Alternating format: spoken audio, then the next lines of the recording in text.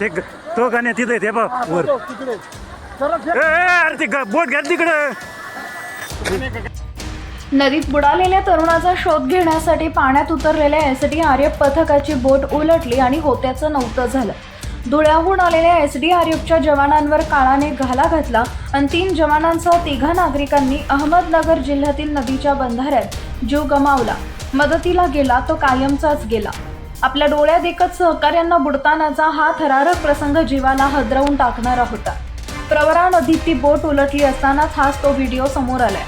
22 जानेवारीला दुपारी 2 वाजण्याच्या सुमारास संगमनेर तालुक्यातील अर्जुन जेडगुले वय वर्ष 18 आणि सिन्नर तालुक्यातील सागर जेडगुले वय वर्ष 25 हे दोघे तरुण आंघोळीसाठी सुगाव बुद्रुक जवळील प्रवरा नदीपात्रात आले होते. आंघोळ करताना पाण्याचा अंदाज न आल्याने दोघेजण बुडाले.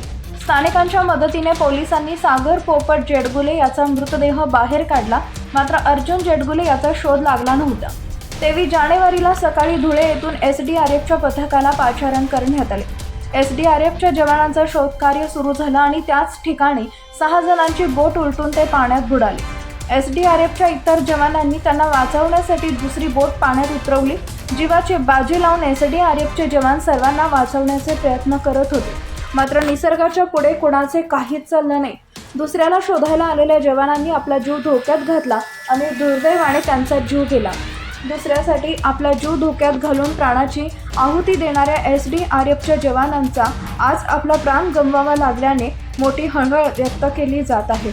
अजूनही बेपत्ता असलेल्या दोघांचा शोध घेण्यासाठी TDRFची टीम पोहोचणार आहे.